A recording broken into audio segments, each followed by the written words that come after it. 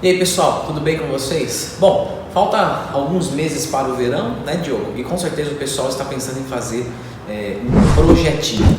Vamos falar sobre isso nesse vídeo, meu amigo? Aquela dieta de definição. Perfeito. Mas quem é você, Diogo? Se apresenta, pessoal. Olá a todos, eu sou o Diogo Círico, sou nutricionista esportivo e hoje eu atuo como responsável técnico pela fabricação dos produtos Growth. E eu sou o Leandro Twin, sou assessor esportivo online, personal trainer online, para como você queira chamar, não faz diferença. E sou também do time da Growth e vou representar aqui a parte dos treinamentos. Diogo, eu acho que a gente tem que começar falando para o pessoal que busca fazer esse projeto, é que não há nada de errado em querer estar um pouquinho melhor para o verão, né? Algumas pessoas condenam quem faz um projeto verão. Eu não acho nada de errado nisso, eu acho isso uma atitude inteligente, porque você quer estar melhor em um determinado momento, nada de errado nisso. Agora, quando você deixa de treinar o ano inteiro e em 3 meses faz maluquices, eu acho que aí você já perdeu um pouco de razão, fisiologicamente falando, vamos dizer assim. Então, se você fica o ano inteiro relaxado e em 3 meses quer parecer um fisiculturista na praia, desculpe, mas infelizmente não vai acontecer, não tem como. Agora, se você vem de um processo de bulk, né, o seu ano, e você quer fazer um cut para o verão, aí sim. Então, esse vídeo é um manual do definido natural em 3 meses. Mas a gente tem que entender que você precisa de alguma consistência, certo? Não adianta, certo, Diogo, eu chegar e falar assim, Diogo, me ajuda, faz 9 meses que eu não treino e agora eu quero em 3 meses ficar definido para o verão. Não, você precisa ter uma consistência, algum volume muscular, certo? Consistência, consciência e coerência. A gente tem que entender que somos uma máquina, podemos chegar onde desejarmos com essa máquina, mas para tudo existe o seu tempo. Existe o trabalho adequado, o trabalho correto e o tempo, o prazo natural que leva para que as mudanças aconteçam. Na Growth eu recebo muitas mensagens de pessoas que estão procurando se preparar para algum teste físico, né? Aqueles testes de concurso, por exemplo. Recebo mensagens de pessoas que têm algum evento, como formatura, casamento, alguma coisa e desejam mudar o shape em 3 meses. Então essa história de verão é o exemplo mais clássico, mas existem outros motivos que levam as pessoas a fazerem esse projetinho. Certo. Podemos replicar isso para outras áreas. Compartilho da sua opinião, eu não acho que isso é errado, mas acho que existe um limite, um certo ponto, até certo ponto o indivíduo deve ir, né? Além disso, fica incoerente, tendo em vista que a minha própria saúde pode estar em risco. Certo. Bom, vamos começar aqui falando o que o pessoal quer saber. 3 meses, uma pessoa que tem ali os seus 18, 20% de gordura, ela consegue atingir um nível de definição em 3 meses? Sim, consegue. Agora, nível de definição, isso é uma coisa que cada um tem um objetivo na sua cabeça, né? Se você falar de um determinado shape, sei lá, o Ronnie Coleman, quando está competindo, ele está definido, muitas pessoas vão falar sim, com certeza. Às vezes você pega a foto do Ronnie Coleman em off, né? Não no final do off, mas ele já passou ali dos seus 12, 13% de gordura e pergunta para uma outra pessoa, aquela pessoa fala, não, ele continua definido, né? Então o que a gente vai falar aqui é um nível legal de definição, mas entenda que o que tem dentro da sua cabeça a gente não sabe, né? De repente você pode falar, poxa, mas 3 meses não dá para ficar definido do jeito que você quer, mas um nível de definição legal, que você vai se sentir bem, que o seu corpo vai ficar interessante em 3 meses, para uma pessoa que está ali com seus 18% de gordura corporal, vai conseguir. Como que a gente faz isso? Vamos para o prático agora, né? Falando da parte de treinamento, as pessoas me perguntam bastante. Não, então eu vou fazer altas repetições para eu perder bastante gordura localizada. Não, a queima de gordura localizada ela não existe, né? Ela vai ser localizada em todo o seu corpo, então é isso. Como nós queremos definição, qual é o conceito de definição? Ter o que mostrar e não ter nada para esconder. Eu vou repetir, é ter o que mostrar e não ter nada para esconder. Então a gente tem que trabalhar tanto pensando em aumentar o volume muscular ou minimamente manter esse volume muscular, quanto para perder gordura. E qual que é o melhor treino para manter ou ganhar massa muscular? O treinamento de hipertrofia muscular. Então você vai fazer aquele treinamento voltado para hipertrofia muscular nessas 12 semanas.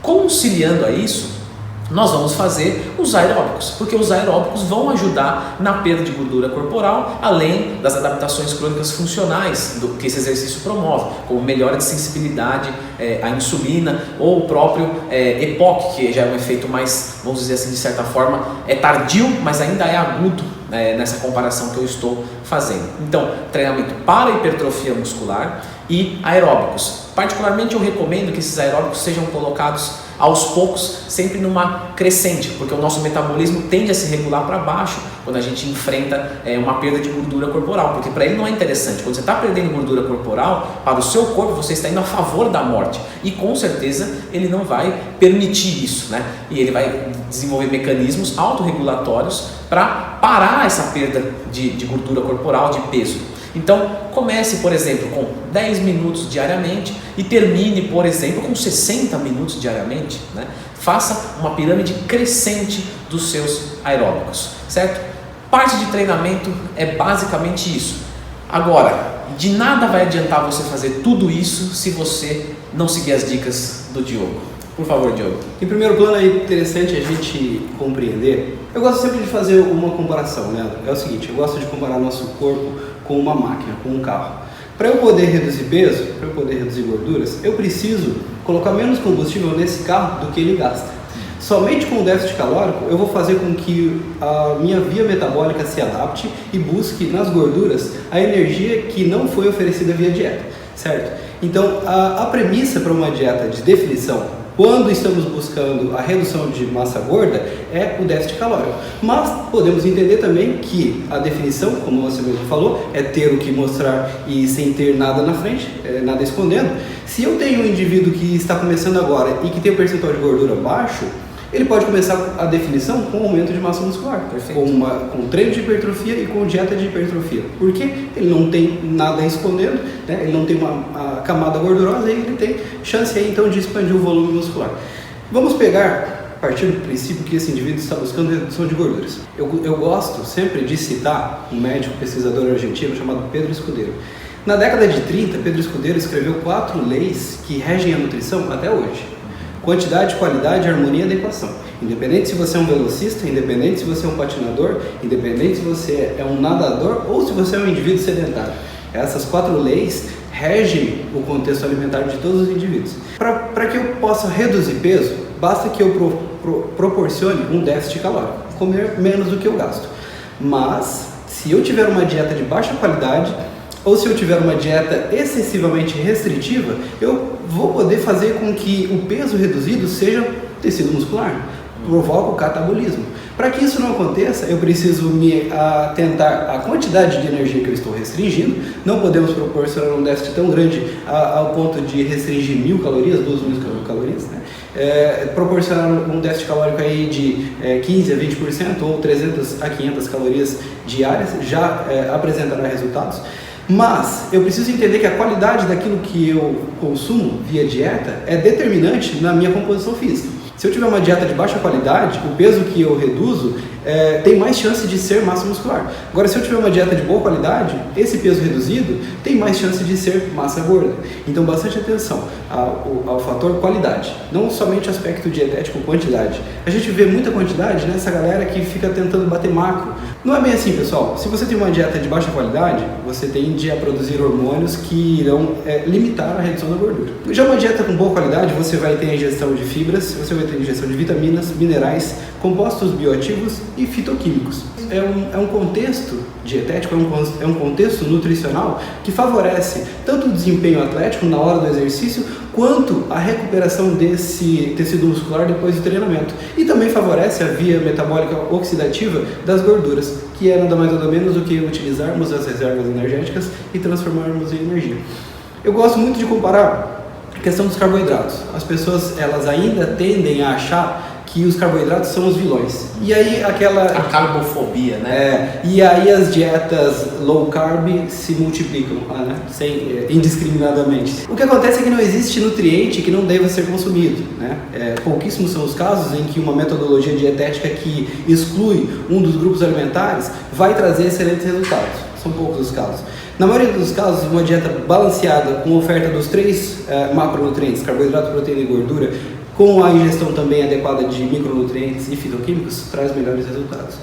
O que acontece é o seguinte, se eu tenho duas fontes de carboidrato, pão francês e batata doce, ou, sei lá, arroz branco e aveia. Eu tenho aqui, nesse grupo, alimentos, fontes de carboidrato que serão digeridos rapidamente. Isso faz com que aumente a glicose sanguínea e, consequentemente, aumente a insulina também. Isso faz com que o processo de redução de gordura seja limitado. Então, bastante cuidado com a qualidade dos carboidratos. Dar preferência para aqueles complexos, de lenta digestão e que venham acompanhados de uma série de nutrientes, como vitaminas e minerais. No exemplo da batata doce, quando comparada ao pão francês, o francês tem somente carboidrato de rápida digestão. Já a batata doce tem carboidrato complexo, de lenta digestão, mas ainda vai me oferecer vitaminas, minerais e fibras, que vão contribuir diretamente para o meu desempenho e minha composição. Então, bastante atenção à quantidade, não proporcionar restrições severas, bastante atenção à qualidade, proporcionar a ingestão de alimentos saudáveis e nutritivos, né? E com isso você tende a reduzir gordura com mais eficiência. Além do aspecto quantidade e qualidade, nós não podemos esquecer da adesão, da consistência no trabalho, tanto no trabalho de treinamento físico, quanto no trabalho alimentar, na dieta. Por quê? Porque nós somos uma máquina que produz adaptação, nós nos adaptamos. Então o metabolismo energético de uma pessoa que fez dieta um dia é muito menos eficiente no processo de transformação da gordura do que o metabolismo energético de uma pessoa que já fez dieta 7 dias. E assim, comparando uma pessoa que fez dieta 7 dias com uma pessoa que fez dieta 30 dias e assim por diante. Aí você vai falar assim, nutricionista, mas não tem o dia do lixo, não tem o refeed? Tem o refeed, que inclusive é muito importante e muito eficiente para que o nosso metabolismo não reduza a sua velocidade. Uma refeição, vamos dizer assim, do lixo, rica em carboidrato, para aumentar a insulina, é bem-vinda a cada 15, 20 dias de dieta de restrição calórica. Mas fora essa refeição, é muito importante que você mantenha assim dieta para que o seu metabolismo seja adaptado. Perfeito. E como o manual é do definido natural em 3 meses, a gente não pode esquecer de compostos naturais que podem auxiliar o seu treinamento, que são os suplementos, que não existe nenhum tipo de obrigatoriedade no uso da suplementação. A gente não pode fazer uma associação única e direta de que suplementos igual resultados, mas sim, eles podem participar te ajudando positivamente nos seus resultados. E para isso, a gente pode indicar para você que está em casa um bom termogênico, né, que é um bom queimador de gordura, vai te aumentar a disposição nos treinos, vai te ajudar com o seu apetite e vai facilitar a queima de gordura. Como eu disse e reforço, não existe obrigatoriedade no uso, né? Não uso, não tenho resultados. Não, mas você utilizando, você pode potencializar os seus resultados. Então, eu estou falando do termogênico porque influencia bastante diretamente na hora do treino, né? Então, quando você faz uma dieta de baixo carboidrato, como o Diogo sugeriu, você tem uma queda de rendimento, certo? Então você pode utilizar um estimulante, um termogênico, uma cafeína para aumentar essa disposição. Além dela ajudar também no controle do apetite, né? Aquela ansiedade por comer, ela pode ser reduzida com um termogênico, um bom termogênico, e ela também vai ajudar na queima de gordura fisiologicamente falando, além dessas muletas, né, para o nosso dia a dia. Diogo, o que mais você sugere para a gente de suplementação para quem visa ficar definido em 3 meses? A primeira sugestão é que não busquem o melhor suplemento.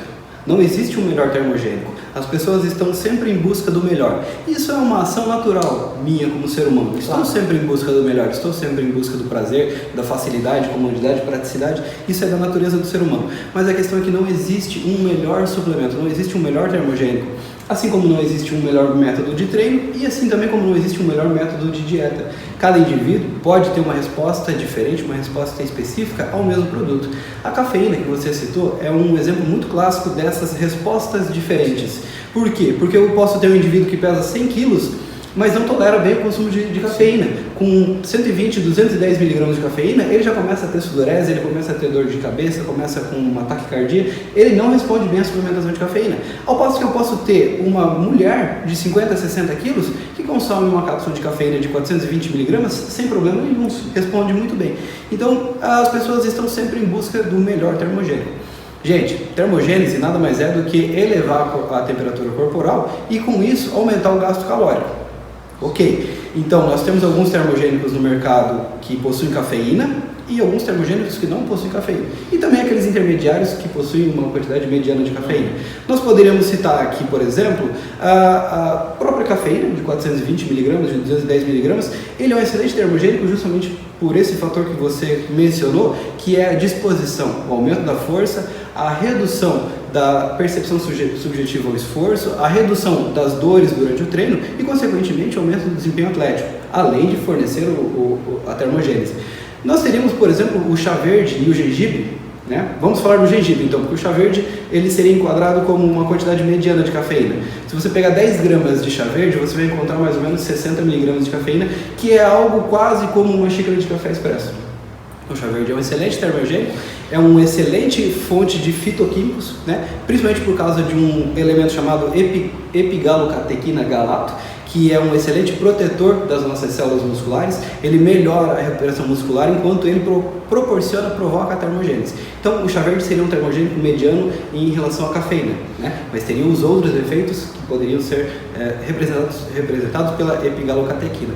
E nós poderíamos citar o gengibre, que seria um termogênico também de excelente resultado, mas que não proporciona nenhum efeito de aumento da disposição. Ele não é um estimulante do sistema nervoso central como a cafeína, mas é também um termogênico. E por que eu estou citando esses termogênicos sem cafeína ou com baixa quantidade de cafeína? Porque nós temos pessoas que treinam à noite, não podem consumir cafeína. Nós temos pessoas hipertensas ou com algum problema metabólico que não pode consumir cafeína. Crise de ansiedade. Exatamente. Então, existe uma grande quantidade de pessoas que não pode consumir cafeína. E essas pessoas não estão desamparadas, elas têm os termogênicos sem cafeína. Perfeito.